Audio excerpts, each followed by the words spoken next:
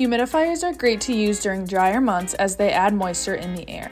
But if used with regular tap water, they can worsen the air quality by releasing particles from the water into the air. From a distance, this looks like a new filter because the media is white.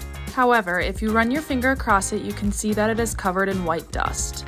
This dust is calcium particles from the tap water that were put into the air by the humidifier and then captured by the filter. This doesn't mean you shouldn't use a humidifier, but if you do, use purified water. If you don't use purified water, you will likely need to change your filter more often. Now is a great time to go check your filter.